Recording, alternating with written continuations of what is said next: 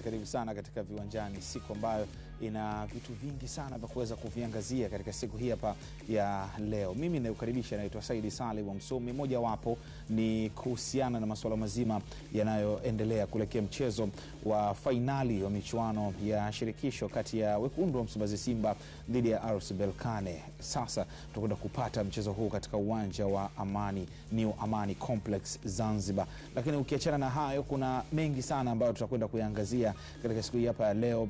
Ubingwa ligi kuu ya wanawake Tanzania bara, ubingwa ukienda kwa JKT Queens na Simba Queens wakishika katika nafasi ya pili, wakati Yanga Princess wakishika nafasi ya tatu. Ukiachana na hayo, tutakwenda kuangazia pia tuzo za Yanga Princess ambazo zitatolewa leo hii jijini Dar es Salaam. Tutakwenda kuangazia pia kwa ukubwa wake na mapana yake. Lakini jambo lingine kubwa zaidi ni kuhusiana na ligi ya NBC Youth League chini ya umri wa miaka 20 ikizidi kushika kasi, matokeo yakiwa yanatokea viwanjani katika uwanja wa Azam Complex. Jana Yanga chini ya umri wa miaka 20 wakifungwa dhidi ya Tanzania Prisons. What a game! Tanzania Prisons wakiwa pungufu kwa mchezaji mmoja baada ya golikipa wao kuweza kupewa kadi nyekundu. Tutakuja kuangazia hapo baadaye, lakini bila kusahau barani Afrika ni Wydad Casablanca kuweza kuthibitisha rasmi sasa wakimalizana na Lulan Mokwena. Tutakuja kuangazia pia safari ya Pyramids kuelekea nchini Afrika ya Kusini kwenda kupambana na Mamelodi Sundowns aka Brazilians Masanda Wana, Yellow Nation, the sky is limit hapo baadaye, Loftus wakicheza weekend hii hapa. Lakini ukiachana na hayo, kuna mengi sana katika the pitch, taarifa mbalimbali, ligi mbalimbali zikiwa zinakwenda kumalizika sasa, tutakwenda kugusia hapo baadaye. Kama nilivyokuambia, tamati yetu itakuwa ni majira ya saa 6 kamili za mchana. Nipo pamoja na wachambuzi wangu Michael Johnson Guli, mwamba kabisa huyu, bila kumsahau Rashid Don Hamis, the heavyweight pandit, the only one in Africa. Tuko kwema? Bana, nashukuru Mungu. Ndio. Producer Majalala vipi? Anamuita producer Majalala. Guli utaambiwa na sote chini anaandaa.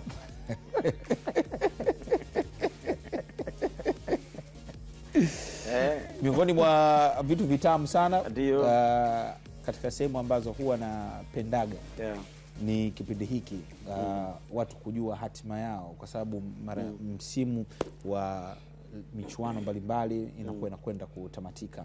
Miongoni mwa jambo tamu zaidi ni uwanja wenye historia ambao uliweka historia kwa Simba Sports Club, uwanja wa New Amani Complex, kwa sababu walipata ushindi dhidi ya Stellenbosch na wakafuzu kuelekea finali, kwa sababu mechi ya pili ikopo ni suluhu. Wanakwenda tena Zanzibar. Zanzibar ni njema na atakaye na aje. Wanaenda pale RS Berkane. Kwa maana hiyo nataka kuniambia 3-0 zipo pale au vipi? 3-0. Yeye anasema na atakaye na aje. Na atakaye na aje. Na aje. Hili tunabeba. Of course ni furaha ya watu wengi ikiwa jambo hilo.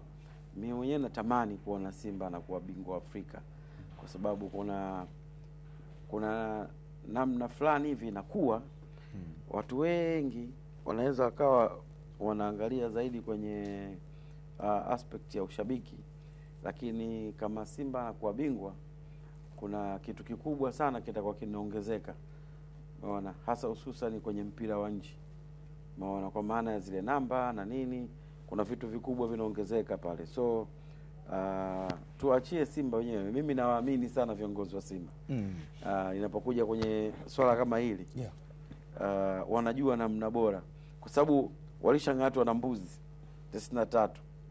Naamini safari hii wao ndio wanatakiwa kumalizana na hili jambo. Sawa. Rashid, ukiachana na hayo, lakini tarehe 31 kwenye kisimbuzi cha Azam TV ni mchezo wa nusu finali ya pili kati ya Singida Black Stars dhidi ya Simba Sports Club. Tunaenda kutazama mechi hii kwenye dimba la Tanzania Chkwara. Tukimalizana na hapo kwenye kisimbuzi chako cha Azam, basi utakuja kupata mchezo mwingine wa dabi ya Kariakoo Juni 15 kati ya Young Africans dhidi ya Simba Sports Club. Ni muda wa kukiwasha. Kabisa.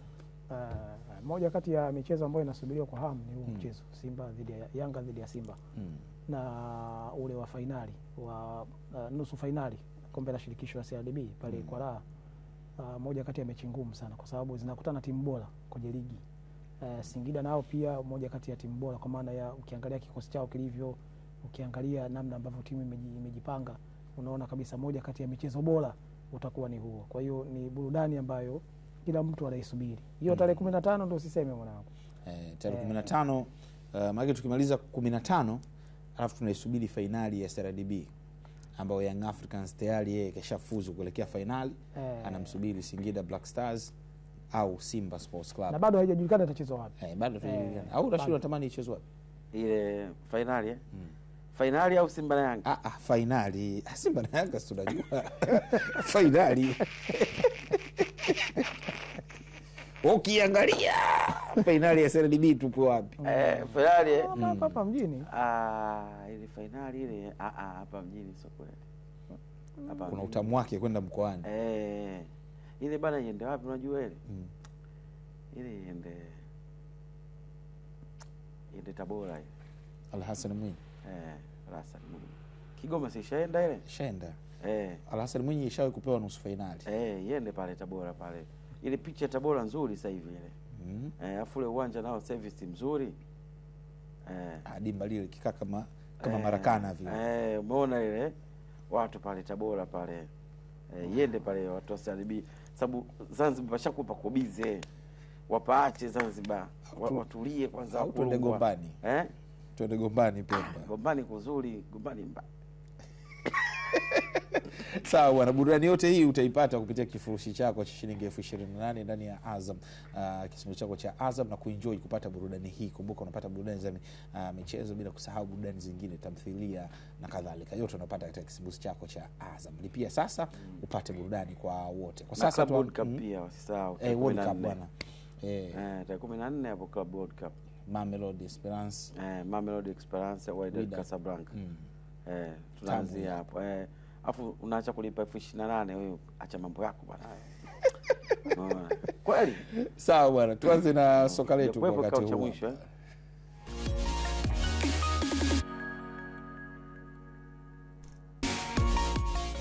Tuanzie visiwani Zanzibar ambapo shirikisho la soka Zanzibar ZFF limesema fursa kuchezwa kwa mchezo wa pili wa fainali ya kombe shirikisho barani Afrika kati ya wekundu wa Msimbazi Simba dhidi ya RS Berkane the Orange Boys ni fursa itakayowezesha uwanja wa Amani Zanzibar kuzidi kufungua fursa michezo na kuifungua Zanzibar. Katibu mkuu wa ZFF Hussein Ahmad Vuai amesema kutokana na ukarabati mkubwa uliofanywa na serikali ya mapinduzi ya Zanzibar SMZ kwenye uwanja huo, fursa nyingi za mechi za kitaifa za kimataifa zitakuwepo katika uwanja huo.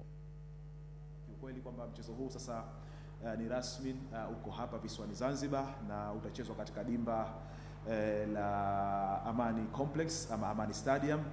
Kwa hiyo ili jambo ni kubwa kusema la ukweli, sababu ni mchezo wa finali, ni mchezo wa mwisho kabisa wa mashindano ya kombe la shirikisho Afrika kwa mwaka huu wa mashindano haya tunasema kwamba 2024 2025. Kwa hiyo ni mashindano makubwa, mchezo wa finali, mchezo mkubwa. Utachezwa hapa visiwani Zanzibar. Sisi kama ZFF awali yote tumepokea fursa hii, tunasema ni fursa pia kwa namna moja ama nyingine kwa mikono miwili, kwa sababu ni mchezo ambao utakuwa ni wa kihistoria na ni mchezo ambao tunaamini kwa vyote vile unaendelea kuitangaza Zanzibar, unaendelea kutangaza mpira wa visiwani na Tanzania kwa ujumla wake, lakini kubwa zaidi ni Zanzibar. Kwa hiyo sisi tuko tayari kupokea mchezo huu na kuweza kuandaa kwa mashirikiano makubwa na wenye mashindano haya, kwa maana CAF wenyewe, TFF kwa nafasi yao, Simba Sports Club kama ni wenyeji, ili kuona kwamba mchezo huu unafanikiwa na kuchezwa kwa asilimia zile ambazo kila mmoja anatamani kuona katika ubora wake. Kwa hiyo sisi tuko tayari ZFF, na ifahamike kwamba si mara ya kwanza kuweza kuhosti michezo mikubwa yenye taswira kama hii. Last time tulihosti hapa mchezo wa nusu finali wa kombe hili ambapo timu ya Simba iliweza kupata ushindi peke yake ambao uliweza kuwapeleka katika hatua ya finali. Sasa sisi tuna uzoefu huo na tayari tumeshafanya hayo katika ukubwa wake. Tunatarajia na mchezo huu tutafanya makubwa zaidi. Ingawa taarifa ambazo tumepokea, rais wa shirikisho la mpira miguu Afrika CAF anatarajiwa kuwa miongoni mwa hao wageni katika mchezo huo. Kwa hiyo hii peke yake inaendelea kutupa hamasa na hamu ya kufanya makubwa zaidi kwa ajili ya kufanya mchezo huu kuwa bora na kuchezwa kwa viwango vilivyokuwa vizuri zaidi. Hii ni ishara nzuri, lakini ishara hii nzuri zaidi pia kwa Mheshimiwa Rais wa Zanzibar Daktari Hussein Ali Mwinyi kwa kazi kubwa ambayo pale alifanya. Mwanzoni watu waliona kama ni kazi ya kawaida, labda haitakuwa na impact kubwa ulimwenguni, lakini baada ya kuboresha uwanja ule katika viwango vikubwa kabisa vya FIFA na CAF yenyewe, sasa hivi unaweza kuona kwamba ni uwanja ambao CAF wanautumia moja kwa moja, na ndio maana baada ya uwanja wa Mkapa kuonekana na changamoto za hapa na pale za kiufundi na mambo mengine, basi option ikawa ni rahisi kabisa kuchagua uwanja wa Amani. Kwa hiyo katika hili kwa Zanzibar, pongezi na shukrani zaidi kwa Mheshimiwa Rais. Amefanya kazi kubwa kuitangaza Zanzibar, kuheshimisha Zanzibar, na ile sera yake uchumi wa blue ni uchumi wa blue kweli kweli, kwa sababu fursa kama hii si ambayo mtu alingeweza kufikiria kwa kawaida kwamba Zanzibar kwa miaka hivi karibuni kwa haraka iwezekanavyo watakuwa na fursa ya kuweza kuhosti miongoni mwa michezo mikubwa kabisa barani Afrika. Kwa hiyo ni jambo kubwa na heshima kubwa kwa Mheshimiwa Rais. Amefanya makubwa, amefanya mazuri, tunampongeza kweli kweli, ametuheshimisha sana kama Zanzibar, kama Tanzania kwa ujumla wake. Na sisi kama ZFF ni fursa. Unajua tunahitaji kuonekana ZFF kama Zanzibar, kila ambacho tunachokifanya ulimwengu tutambue, Afrika itujue. Lakini kwa sasa hivi kila mtu anazungumzia Zanzibar, kila mtu anazungumzia ZFF kuwa sehemu ya waandaaji wa mchezo kama huu wa finali. Kwa hiyo sisi tunaona kabisa kwamba tunakwenda vizuri na inaleta taswira njema, inatutangaza vizuri. Kwa hiyo tunaamini ni muda mchache Zanzibar sasa itazidi kufunga katika mpira wa miguu, na itakuwa Afrika, dunia kwa ujumla, miongoni mwa maeneo yao ya kuja kucheza, kuwa sehemu ya huu mchezo wenyewe ni Zanzibar. Kwa hiyo sisi ni faraja na ni jambo zuri pia. Hussein Ahmad Vungai akiweza kuzungumzia kuhusiana na uwanja wa Amani Complex kuwa ni utaihodhi fainali ya pili ya mkondo wa pili wa fainali ya kombe shirikisho barani Afrika kati ya Simba Sports Club dhidi ya RS Berkane. Wakati huo wabunge kutokea visiwani Zanzibar wamewatoa hofu mashabiki na wapenzi wa klabu ya soka ya Simba kwamba uwanja wa Amani Complex uko vizuri na kwamba Simba Sports Club utatawazwa kwa mabingwa wa michuano ya kombe shirikisho barani Afrika. Wabunge hao wamesema dimba la Amani Complex lina vigezo vyote na kuletwa kwa mchezo huo, na ni fursa pia kwa wakazi wa Zanzibar kunufaika na mchezo huo utakaochezwa Jumapili ya Mei 25 mwaka 2025. Ushauri wangu kwa wananchi ambao waliokuweko Zanzibar na wanachama wa Simba na wapenzi wa mpira wa miguu, ni fursa tumeletewa tena kwa muda mwingine. Kwa hiyo waje washerekee timu yao ya Simba, waje wafanye biashara, waje wajasiriamali, wauza jezi, wauza vyakula, watu ambao tofauti waje washerekee na kufanya biashara kwa fursa hiyo ambayo iliyopatikana. Naamini mechi hii itaenda kutangaza kama Zanzibar. Kwa hiyo tunategemea kupata manufaa makubwa katika kupitia sekta za michezo. Na vile vile sababu tumeambiwa pia kuna ujio wa majemedari wastaafu wa soka wa Brazil. Kwa hiyo dunia inazidi kuona maajabu ya Zanzibar. Ni watoe hofu wa Tanzania kwa jumla. Watanzania wenzetu walioko Tanzania bara wajitokeze kwa wingi, tushirikiane wa Zanzibari, tutafanya kazi kwa pamoja kuisupport timu yetu kuhakikisha ushindi unabakia nyumbani. Hapa ni nyumbani, hatoki mtu. Amani na Mkapa hapa na tofauti. Kile kiwanja ni kizuri, ni kikubwa, cha kimataifa, na kiwanja ambacho sisi wa Zanzibari tuna furaha kubwa kwa sababu katuletea fursa kubwa sana. Pale tutafanya biashara, pale tutapata uhusiano wa kibiashara, pamoja na mambo mengine tunaweza kushare na wale wenzetu ambao wanakuja kutoka nchi mbalimbali. Nina faraja kubwa sana, naamini kabisa na wenzangu wote kutoka Zanzibar watakuwa wamefarijika kiasi cha kutosha kuona kwamba mechi hii kubwa kabisa ya Afrika inafanyika Zanzibar. Na hii inaonyesha dhamira njema kabisa ya viongozi wetu wawili kuboresha katika sekta ya michezo. Dhamira kubwa zaidi kwa viongozi wawili wa Rais wa Jamhuri ya Muungano wa Tanzania pamoja na Rais wa Zanzibar. Ni rasmi sasa baada ya CAF kutangaza, huku pia Simba ikisema itakuja kutoa taarifa, na mwisho wa siku jana Ahmed Ali akiweza kuweka wazi kwamba shughuli ni Zanzibar. Mimi binafsi michezo ambayo hufanyika nje ya Dar es Salaam huwa na furahishwa nayo, kwa sababu jinsi ambavyo soka linavyokwenda kuhamasisha sehemu nyingine. Nafananisha hivi na mashindano mfano kama CRDB Bank ambao hatua za nusu finali na finali huwa zinachezwa nje ya maeneo mbalimbali, kuhamasisha, kumotivate, jinsi ule muingiliano unavyotokea, jinsi watu wanavyopata fursa za kibiashara, kwamba hauhitaji nguvu kubwa kueleza kwamba jamani, tunavyosema mpira ni biashara, ndivyo hivi inavyoenda kutokea.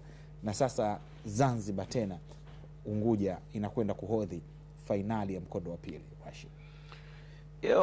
Ni of course mpira sasa hivi umekuwa kwa kiwango ambacho kila mtu anautazama kwenye aspect tofauti tofauti. Kwa Zanzibar kweli kama ambavyo tumewasikia waheshimiwa wabunge na mitazamo ya watu wengine, sasa hivi kwa Zanzibar linakuwa kama sehemu ya soko la kibiashara, na hicho ambacho kwa nazungumza ulikuwa ni mtazamo wa shirikisho la mpira la Tanzania TFF, kipindi ambapo waliamini kwamba kuna mikoa imelala, tuupeleke mpira kwa maana ya kuchezwa nusu fainali na fainali za FA ili walau tuwamotivate wakuu wa mikoa, wabunge, watu wengi, wananchi wenyewe husika kuweza kunyanyua hizo timu. Mikoa ambayo imenufaika unaweza kusema Kigoma wamenufaika, wameleta Mashujaa, Songea, mbona kuna Songea United sasa hivi inacheza championship, kule Mtwara Ndanda ilikufa, lakini unaona kuna timu zilihamia kule, kwa unaona yani kuna maeneo yamebadilika. Sasa shida kubwa ya mpira wa Zanzibar ilikuwa ni kupata wadhamini.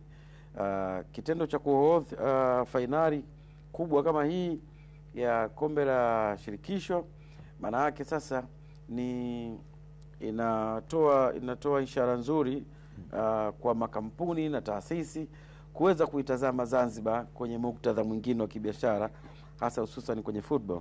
Nimemsikiza katibu hapo akijaribu kuelezea baadhi ya mambo na nini. Ni kweli tumpongeze sana Rais Mwinyi kwa kile ambacho alikifanya, kwa mapenzi yake na kuamua kutengeneza picha ambayo inakubalika kwenye viwango vinavyotakiwa Afrika.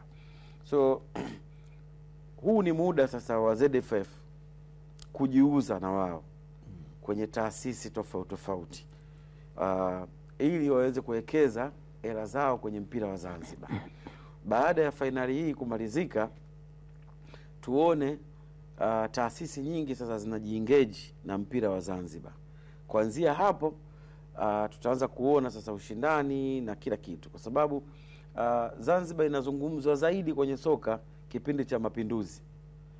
Mapinduzi Cup tunaita Mapinduzi Cup ndio Zanzibar ni kama inakuwa inakucha, lakini kwenye hii fursa ya moja kwa moja na sasa hivi imeongezeka. Hii fursa ni kubwa kusema kweli, kwa sababu delegation tu ambayo itakuja na CAF peke yake nafikiri haitapungua watu zaidi ya 200-300, si ndio bwana? Kwa maana yake kuna vitu vingi vitafanyika hapo, na bahati nzuri nature ya Zanzibar ni Unguja pale ni mji wa kitalii. Kwa maana yake itakuwa ni zaidi ya football. Kwa watu wa Zanzibar watengeneze mazingira,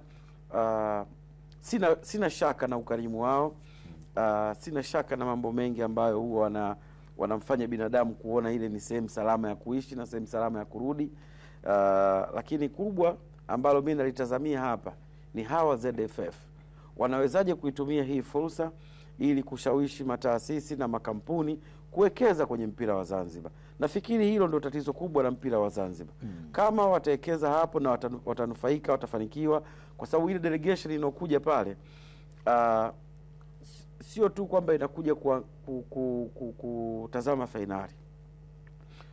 Wapo ambao wanakuja kuletwa pale kwenye ugeni wa Mosepe kuja kuangalia fursa za mpira nchini Tanzania. Wapo ambao wanakuja kuangalia vitu tofauti, fursa za kiuwekezaji. Sasa hiyo ni nafasi ambayo ZFF waitumie, umeona, kuweza kushawishi na kutengeneza mazingira. Nadhani hapo pia waongezee Wizara ya Utalii pia. Yes.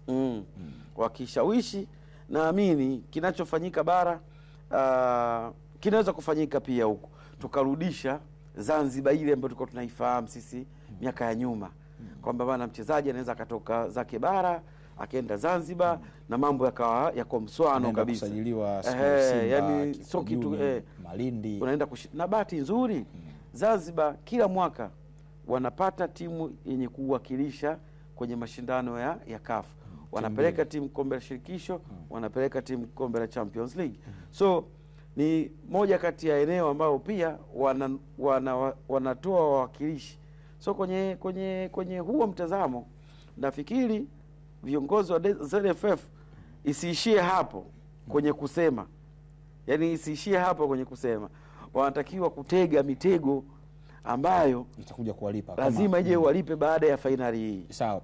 Na ukitazama jana kwa kauli ya Ahmed Ally, alisema kwamba kikosi cha Simba kinataraji kuondoka leo kwa sababu jana walirejea rasmi mazoezini kuweka kambi mapema zaidi kuzoea hali nzima. Lakini pia Ahmed alisema jana kwamba kwa sasa mashabiki wa Simba dhamira yao iwe ni kwamba tunaenda kubeba kombe na sio kuzungumza vitu vinginevyo, na kwenda kujitokeza kwa wingi kwenda kuipatia support Simba Sports Club kwenye uwanja wa Amani. Alifanya kazi yake, labda nikisema vinaweza kuwa nimeeleweka kidogo. Ni kazi yake kama meneja wa habari na mawasiliano, na kujaribu kuondoa ile hali ya sintofahamu. Unajua kuna ile mentality ama ile hali ya kuamini kwamba tukicheza eneo fulani inaweza kuwa bora zaidi. Ni kweli inawezekana rekodi zinazungumza hivyo, lakini bado hakuna ambacho mimi binafsi nilizungumza nikasema hakuna kilichobadilika. Labda pengine ni idadi ya mashabiki ambao wanaingia uwanjani, lakini mazingira ya uwanja yako vizuri, maeneo yako vizuri, kwa sababu Simba ni Zanzibar, ni wenyeji, wanajua mazingira yote. Kwa hiyo pengine eneo ambalo limeathirika kwa namna moja ama nyingine ni eneo tu la idadi ya mashabiki ambao idadi itapungua kutoka 60,000 mpaka sina hakika zaidi, lakini kama 15 16, si ndio? Unaweza kuona pia hapo ndo kidogo eneo ambalo linaweza likaathiriwa kwa namna moja ama nyingine, lakini mambo mengine yote yako sawa.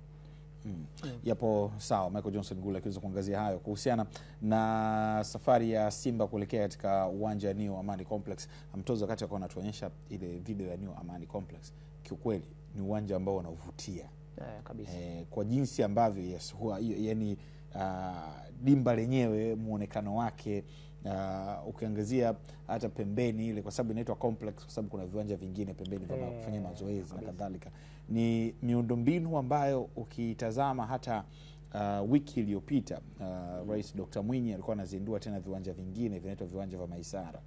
Ukiangazia zile complex kwa ajili ya kufanya mazoezi na kadhalika, lakini pia ukiangazia pia ramani ya uwanja wa Gombani Pemba na wenyewe kama hivi, yani uwanja mkubwa mmoja hapa alafu pembeni kuna viwanja ambao ni viwanja vingine vya kufanyia training.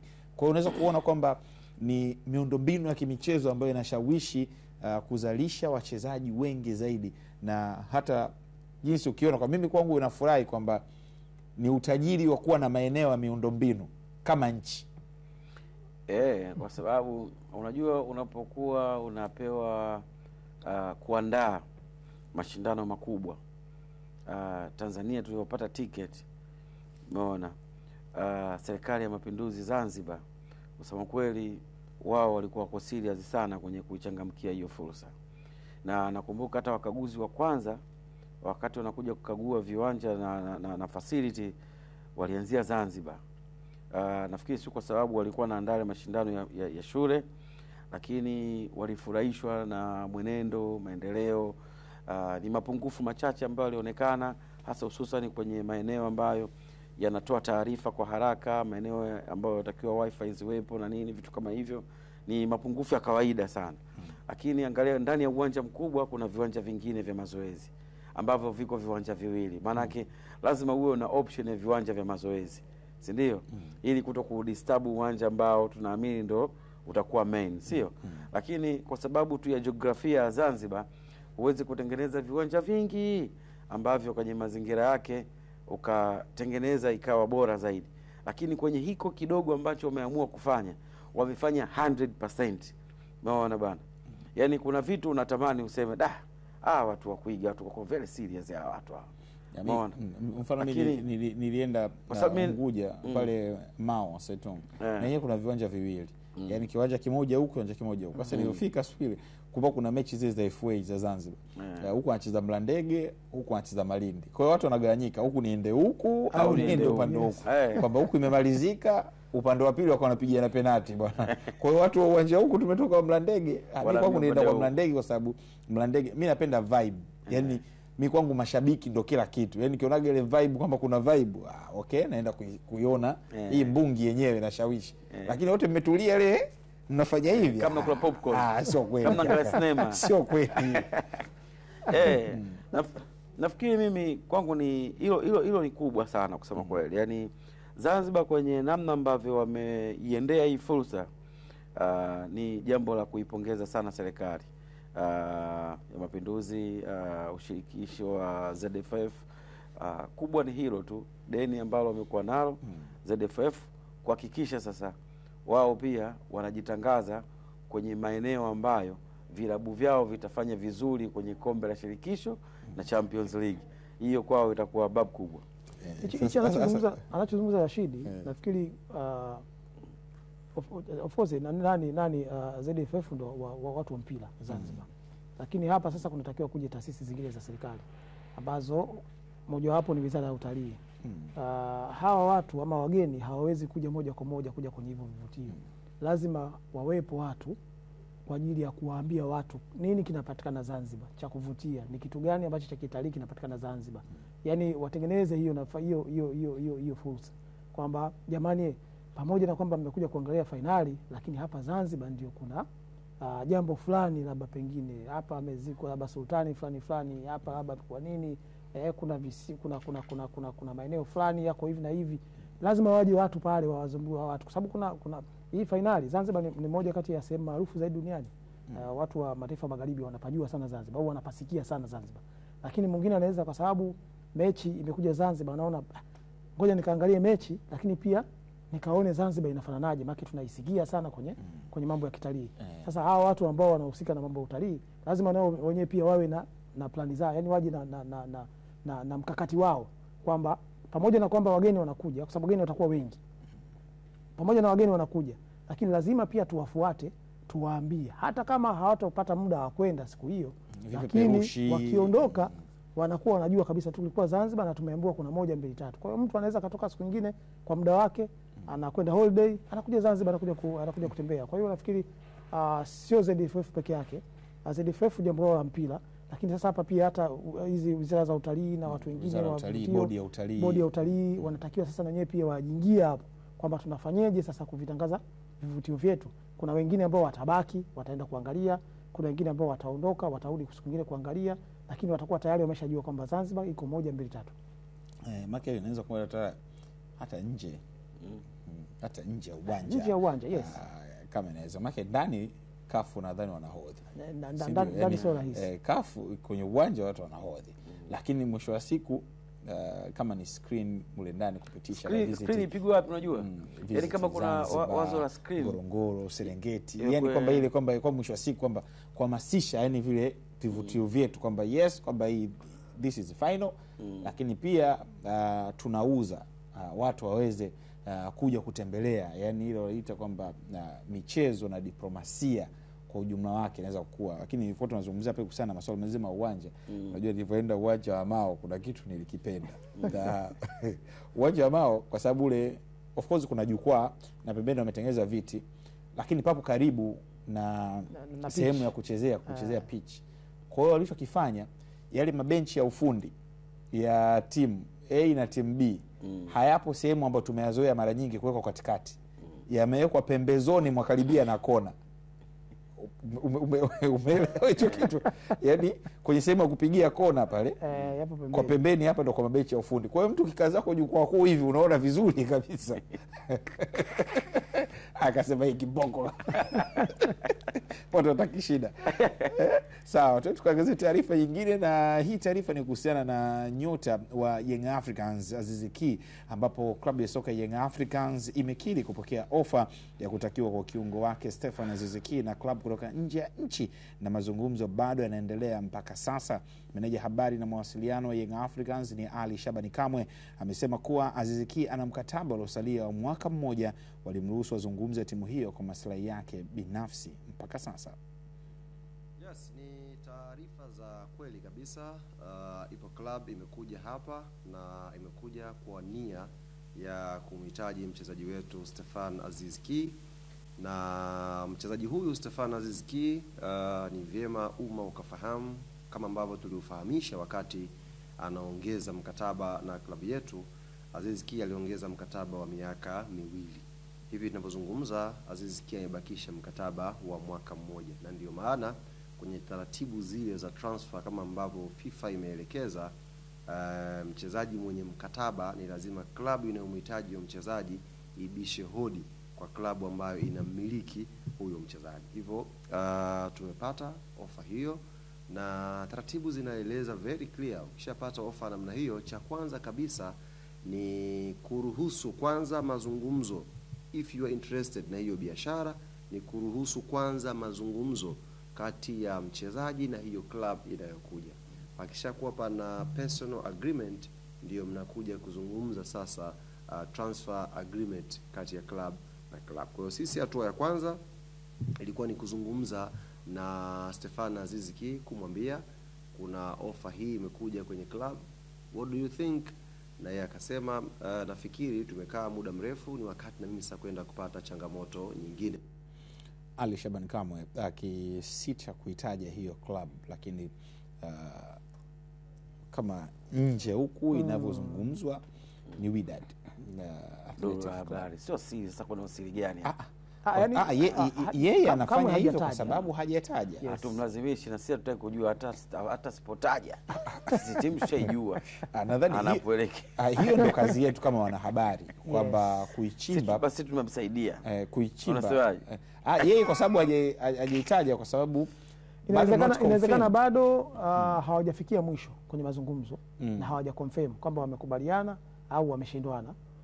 Ndio maana pia ameshindwa kwenda moja kwa moja, lakini katika hali ya kawaida kwenye mpira wa miguu hizo tetesi huwa zipo na zingine huwa zinakuwa ni za kweli, kwa sababu taarifa huwa zinaliki wakati mwingine kwamba timu inakwenda wapi. Inawezekana pia kama unavyojua hamna wakati mwingine hivi vitu kama timu, wakati mwingine pia kuna kuaga hakuna hizo siri za kiwango hicho, kwa sababu mchezaji ameondoka na klabu imetajwa.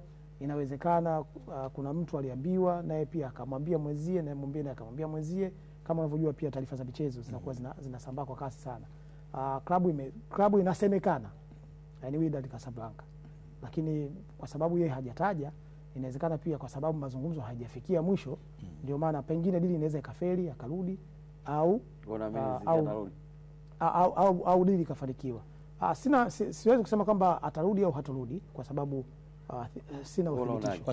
Kwa sababu unajua Rashid, kinachotokea na Michael, kwanza dili limekuja kwa haraka kutokana na haraka wenyewe, kwa sababu mara nyingi madeal kama haya yanakuwa yanakamilika baada ya msimu kutamatika kabisa, lakini kutokana na michuano ya Club World Cup ya kombe dunia kumekuwa na haraka huo kwa Aziz Ki kuweza kuondoka ndani ya club kwa sababu ya uhitaji wa timu, kwa sababu akisema kwamba wasubiri mpaka ligi imalizike. Of course hapo ni Juni 15, bado ligi inaendelea. Juni 22 na bado pia Yanga wameenda finali. Nimeona kama ligi inaisha Julai 7, kitu kama hicho. Yaani kwamba Julai 2 ama 1 mara nyingi mpaka 3 inachezwa finali ya CRDB. Kule kwingine ni kusana na kalenda ya playoff ambayo Yanga na Nilia hawapo. Of course ni busara. Ni busara tu ambazo zinatakiwa zifanyike, kwa sababu bingwa Morocco kashapatikana, Berkane kashapatikana muda mrefu. Tanzania bingwa bado hajapatikana, lakini unaviona viashiria kwamba hizi ni timu ambazo zitaenda kuamuliwa ubingwa kwenye mechi ya mwisho kabisa.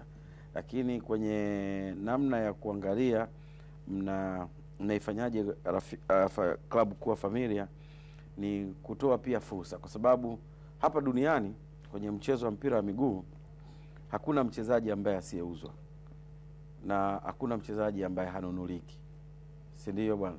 So kwa Azizi kuonyesha nia ya kutaka kuondoka,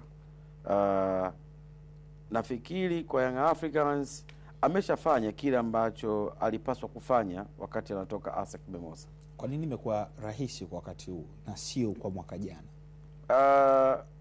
Young Africans kama club ina malengo yake. Ili uweze kuyafikia hayo malengo, unahitaji kuwa na kariba ya wachezaji kama Aziz Ki. Sasa ili kuyafikia kirahisi, kuna muda club inatakiwa kuonyesha kwamba inawezaje kulinda wachezaji wake bora. Club ya Young Africans au klabu yoyote nchini Tanzania bado hazijajipambanua kwenye ukubwa barani Afrika kufanya safari za wachezaji kuwa hapa ndio iwe mwisho. Sio, unaelewa?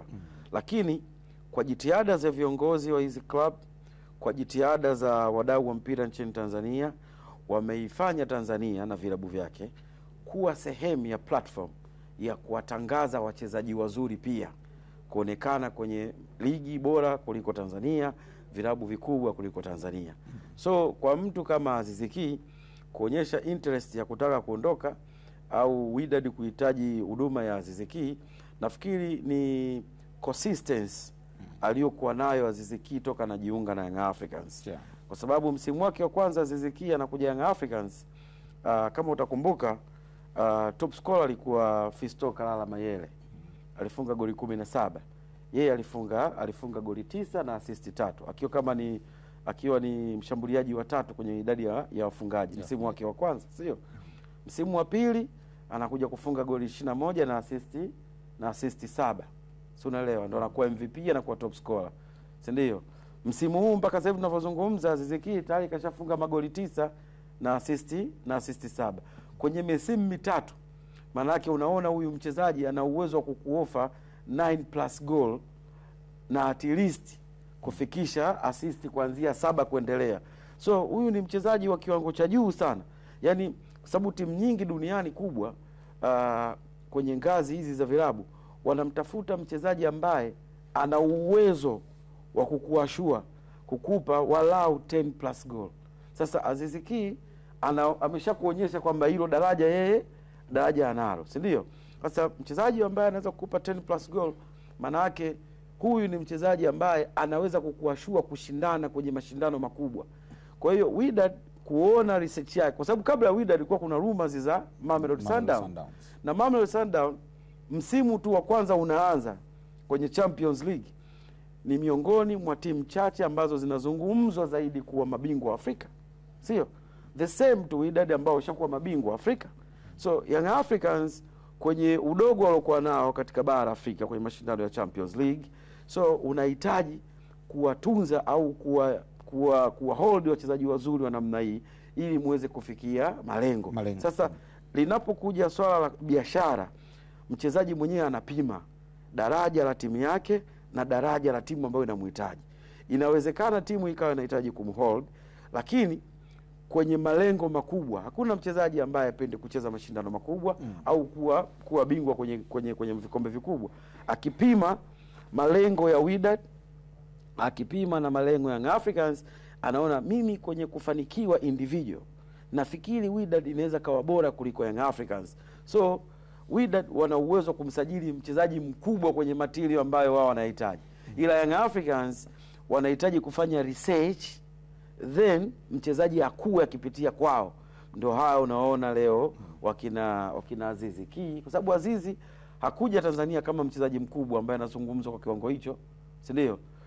The same to Pacome Zouzoua, the same to Max Zingeli. Mchezaji alikuja hapa na jina kubwa, nafikiri alikuwa ni Khalid Aucho. Ndio alikuja na jina kubwa sana na heshima kubwa. Juma Shaban, Soda Bemba. Hawafiki wachezaji watano ambao walikuja hapa na wasifu mkubwa. So unaelewa, hasa kwenye klabu ya Young Africans.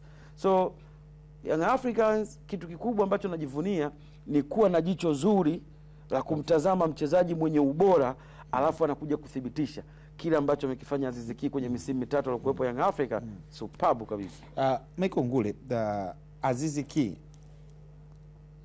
pengo lake unaamini litakuja kuonekana kama lilionekana la Fiston Kalala Mayele katika Young Africans, au unaamini kwamba kuna wachezaji waliopo ndani ya Young Africans wanakwenda kuliziba pengo hili, au wanaweza kufanya sajili nyingine kwenda kuziba pengo lake? Kuna namna ambavyo mwalimu anaweza kutengeneza timu ambayo ikazuia kuonekana hilo pengo, kwa namna ambavyo timu inacheza. Pengine anaweza kuanzia kwa namna timu ambavyo inacheza. Kwa maana ya mfumo wa timu. Mfumo wa timu unaweza ukaonyesha pengo, mfumo wa timu unaweza ukazuia pengo. Ni nani hasa ambaye anaweza kwenda kuingia pale? Lakini kwa haraka ni ngumu zaidi, utaliona tu hilo pengo. Kwa sababu hata hivi ninavyozungumza bado pengo la Fiston Mayele linaonekana. Yaani kuna muda unaona Mwalimu ametengeneza timu ambayo kila mtu anaweza akafunga. Zengeli anafunga, Pacome anafunga, Mzizi anafunga, lakini bado yule striker, deadly striker, yule mtu hatari kabisa kwenye eneo la ufungaji, unaona Mayele bado alikuwa anahitajika, au Mayele bado anaonekana pengo yake ilikuwepo. Lakini ndio timu, ndo mpira huko hivyo. Yani hamwezi kuwa na watu kila siku. Na isivyo bahati ni kwamba kama timu inakuja inaleta pesa ambazo timu inaona kabisa hizi pesa zinatufaa kufanyia mambo mengine au kutafuta mtu mwingine ambaye atakuja kuchukua nafasi, maana yake ni kwamba huwezi ukaacha, especially kwa hizi timu ambazo ziko huku upande wetu, kwa sababu ni timu ambazo watu wanakuja kucheza ili waonekane, waende mbele zaidi. Na kama nimeona Alikama anasema tumemruhusu aende akazungumze naye, ukiona timu inakwambia tumemruhusu aende akazungumze naye, maana yake ofa iliyokuja ni nzuri na wamekubaliana nayo. Kwa hiyo unaona kabisa, lakini binafsi naona wanaweza wakastruggle kwa muda fulani, lakini ndio maana nikasema itategemea na mfumo ambao timu inacheza. Mwalimu anaweza akatafuta mfumo ambao timu icheze pengo la mtu fulani lisionekane.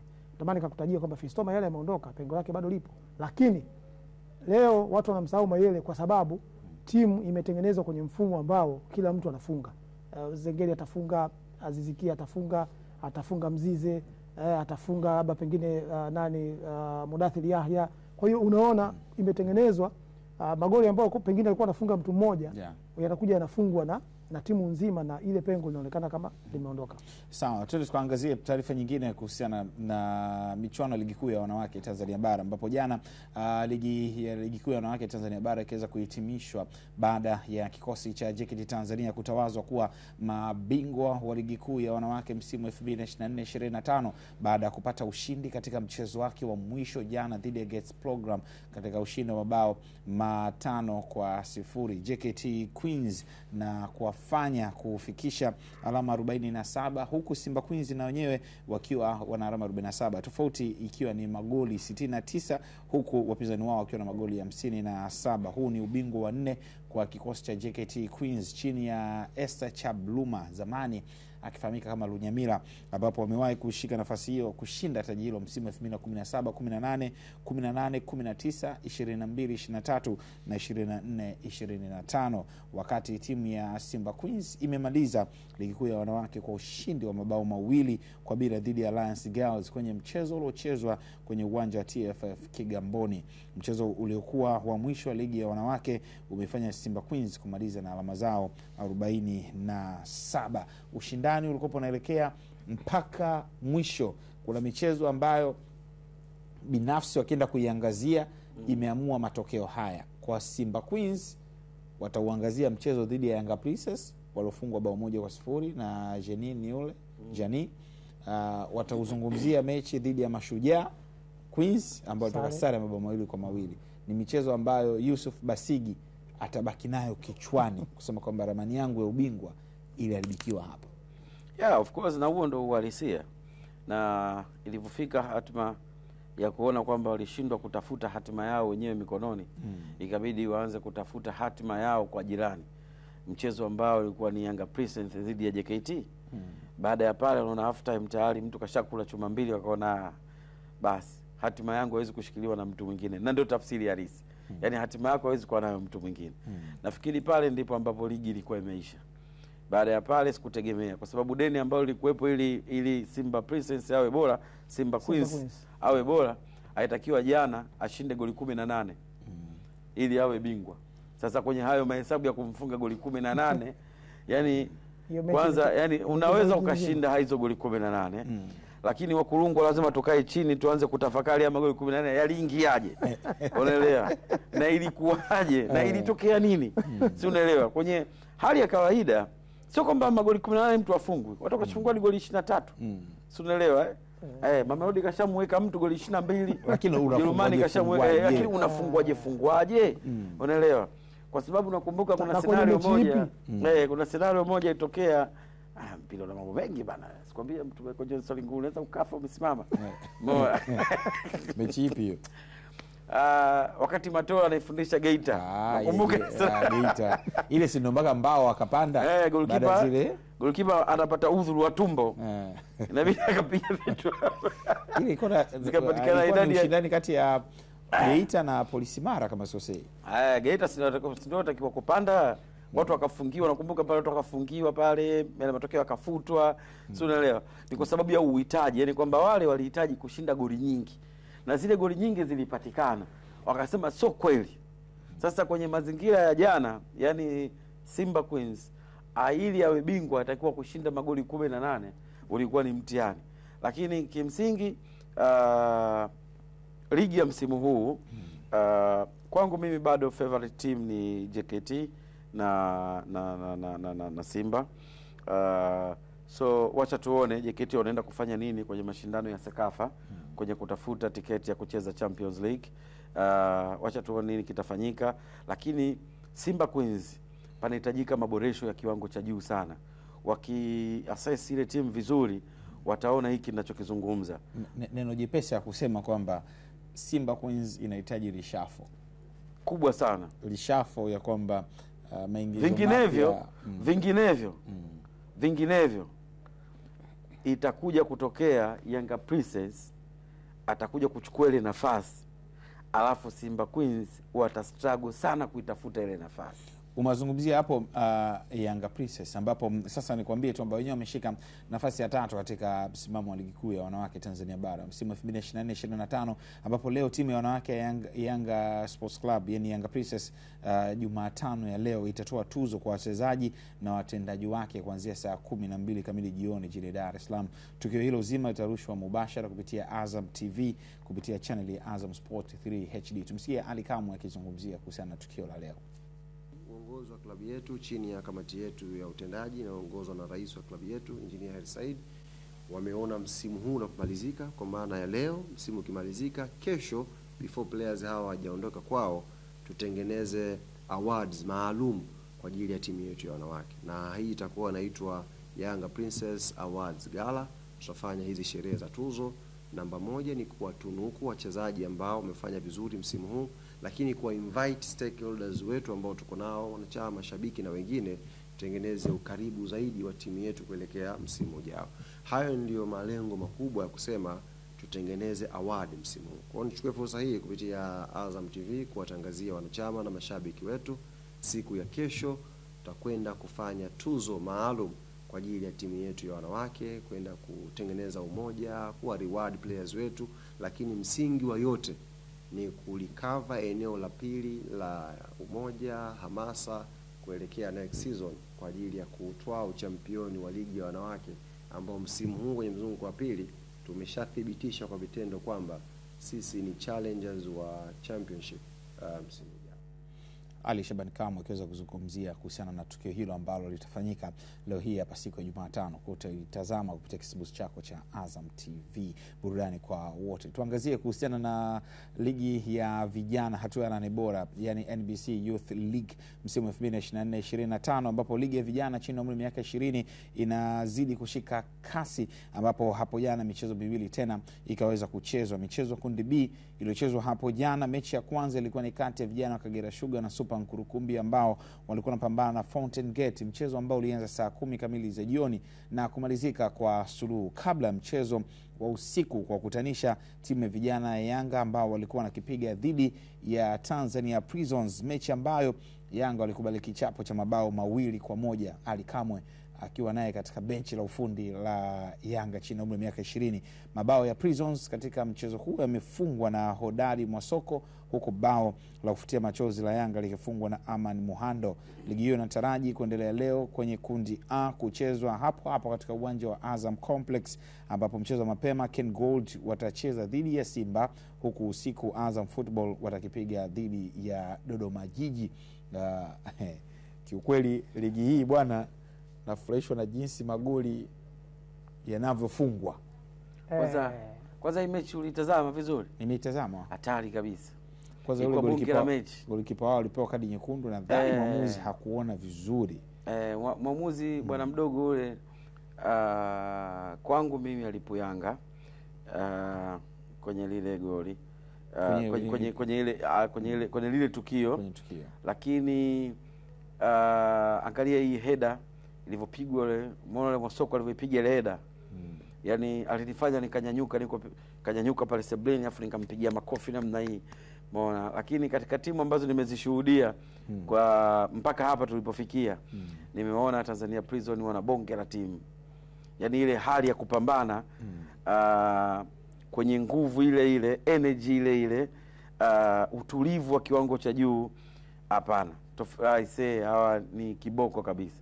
Yaani unafikiri unaweza kusema hii timu mbona kama ina uwezo mkubwa sana kuliko hizo timu zingine, kwa sababu ukiangalia goli ambalo walisawazisha Yanga kwa dakika zile ambazo walikuwa wamesawazishiwa, ilikuwa ni ngumu sana kuamini kwamba Tanzania Prison angeweza kupata goli la pili, na zilivyoongezwa dakika 8, kwa maana ya kiashiria kwamba ziongezwe dakika 8 za ziada, na ndio ndani ya dakika 8 dakika 2 zilizoongezwa ndizo ambazo Tanzania Prison wakaenda kupata goli la pili.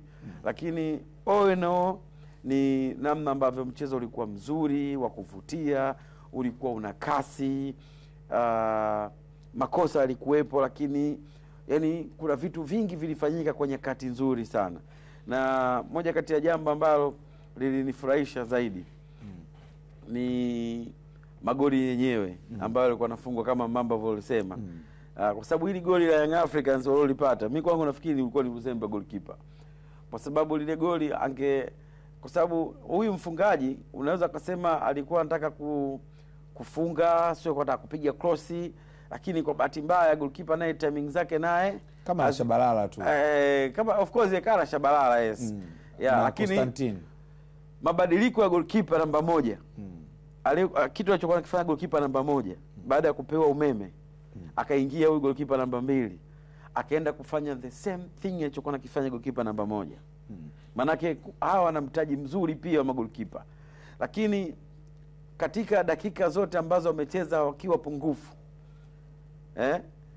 haukuweza kuona kulikuwa kuna hilo pengo mpaka dakika ya mwisho.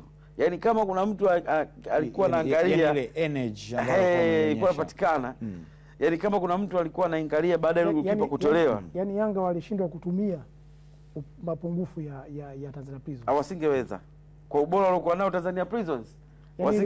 Ilikuwa sio rahisi kuona kama Tanzania Prisons wako pungufu. Yaani mpaka uone ile kadi pale juu ndio unagundua sasa Tanzania Prisons wana kadi nyekundu. Lakini kwa namna wanavyopishana uwanjani, kwa namna wanavyo defense, ulikuwa unaona kabisa namna ambavyo Tanzania Prisons walikuwa bora. Nafikiri bado kuna kitu cha kuangalia kwenye haya mashindano. Ili goli kwa nini walimpa huyu? Kuna timu hazizungumzwi, lakini nimeona Tanzania Prisons jana, nimeona Dodoma Jiji. Nao pia wana timu. Japo ile mechi dhidi ya Simba walisawazishiwa dakika za mwishoni, lakini bado unaona kabisa kuna kitu kinaonekana kwenye timu. Changamoto ni kwenye umri huu, unaona makosa mengi sana. Hata magoli yanayofungwa ni ya makosa ya mtu mmoja mmoja. Yaani unaona kabisa ni kosa ya mtu mmoja mmoja. Kama ile goli ambayo amefunga Yanga, goalkeeper kwenye positioning amekuwa hakukaa sehemu sahihi. Amefungwa goli ambayo unaweza kusema ni unatumia lugha ya kusema uzembe, lakini sio uzembe, ni ndo hatua aliyopo. Yaani hatua hii makosa ni mengi zaidi. Unaona mtu anapiga back pass, anapiga pasi fupi. Unaona mtu mpira wa kutoa kurusha, beki wa Azam FC juzi mpira ule ulikuwa kutoa tu unarusha, akataka kugeukia ndani, akakosa nguvu, akazidiwa nguvu, watu wakaenda wakafunga. Kwa hiyo ni makosa ambayo ni mwalimu sasa kuelekeza kwamba ukiwa sehemu kama hii unatakiwa ufanye hivi na sio hivi. Tukiwa sehemu hiyo sawa. Michael pamoja na Rashid, kwenye michuano hii ambayo inayoendelea, tunaziona quality za kusema kwamba hii ni under 20 inakuja ligi kuu. Mpaka hapa tulipofika. Sio kwa Prison, kwa timu zote. Mimi hawa wamenivutia sana. Yaani mimi hawa Tanzania Prison wamenivutia kwa sababu walikuwa wanafanya vitu vya kikubwa sana. Kwanza wakipoteza mpira kwenye ule utulivu wa shape ya kuenda kupokonya mpira, wakipata mpira ile quick transition walikuwa wakiifanya. Unaona ni wanawaacha Young Africans kwenye idadi kubwa ya numbers, alafu unapigwa mpira wide, watu wakikimbiza kati Yanga wanarudi kwenye position ya kuja kujiposition kunyang'anya mpira. Unaona kuna mtu anafanya individual brilliance ya kuweza ku outnumber wale waliokuepo. Angalia kama yule mimi kwangu ni kama wamemdhulumu tu ile goli kumpa Masoko lile la kwanza. Lile goli ni yule alipiga ile out ile. Umeelewa? Lile goli very clear kabisa. Lakini Masoko tunamshukuru kwa sababu ya kwenda kumalizia ile kazi, kwa sababu angebisha. Kwa sababu tunawajua na tunajuana. Maana mzee amepigwa pale, imerudi pale, kipa angeokota, ungeambiwa tuanzishe. Lakini bora alivyokuwa ameclear. Lakini ile goli wamemnyima yule bwana mdogo. Ile goli ni goli clear kabisa. Lakini angalia ule mpira alivyotoka. Sababu ilikuwa ni shambulio la haraka la kujibu. Umechukua mpira mpigwa mrefu, yule akarudisha, akametuliza. Wakati ana hold ule mpira, kulikuwa kuna ma center back wawili, kuna wachezaji wa Yanga. Mmoja yuko hapa, mmoja yuko hapa. Akaona hapa kwanza huyu wa nyuma yangu nimchukue, akubali kwamba mpira na umiliki mimi. Alafu huyu wa mbele yangu nimlazimishe kwamba mimi niingie hapa kwa kasi. Umeelewa? Umeona ni kitu ambacho ni kitu, yani unasema ni kitu cha ziada kwa mchezaji ambacho unajaribu kunufaika nacho, unaelewa, na kuipa faida timu kwenye kile ambacho unaamini kwamba hiki kinaweza kunipa kitu kizuri zaidi kwenye ubora wa timu yako, sio? So mimi Tanzania Prison nimekuwa impressed sana na namna ambavyo wamecheza jana, na hata mfungaji wa goli lenyewe huyu bwana mdogo amepewa yote magoli mawili, lakini unaona hata namna ya ukuaji wake kwenye kutafuta hayo magoli mawili, unaona ni kitu kikubwa sana alikuwa amefanya, sio? Namna ya kuinterpret yale mazingira na kwenda kukaa kwenye position ambayo ilimsaidia na kuscore. So wananishawishi kuona, na bahati nzuri ukiangalia Tanzania Prison kubwa, wana numbers ya vijana ambao wanajaribu kuwachomeka kwa sababu hata ukiangalia umri wa Benongasa hauwezi kuwa mbali sana na hawa. Sawa. Miongoni mwa kitu kingine ambacho kiukweli kinanivutia pia kuhusiana na michuano hii, hususan Azam Football Club, nikiangalia benchi lao la ufundi, kuna Kasim Liogope, lakini pia kuna Athman Bemelengo ambao wote ni kuna Alikamwe.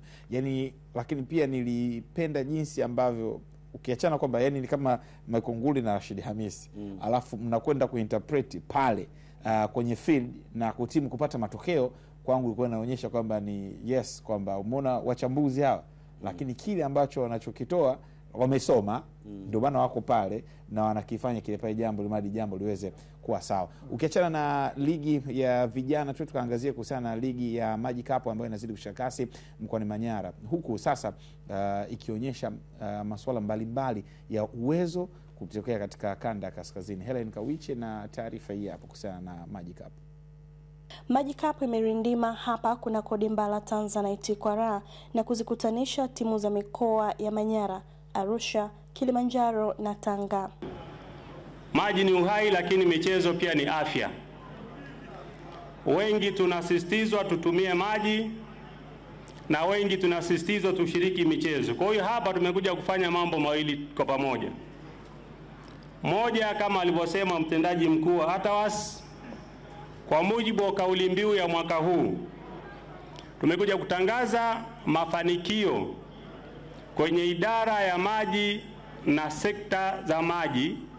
Ikaundwa Maji Cup League ili tuweze kutumia jukwaa la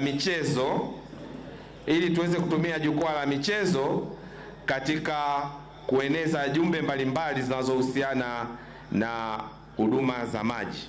Mamlaka yetu sisi, ndugu zangu, ina jukumu la kutoa huduma za maji safi pamoja na usafi wa mazingira kwa mji mzima wa Babati, lakini tuna mji wa Katesh Hanang, tuna mji wa Okesmet Manjiro, pamoja na miji midogo iliyoko hapa Babati kama Magugu, Garapo, Bashnet pamoja na Dareda. Ligi hii ya maji inasaidia watumishi katika sekta ya maji.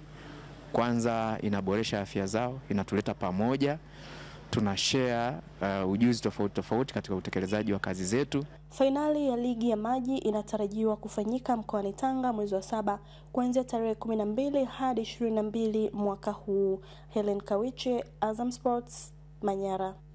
Shukrani sana Helen Kawiche.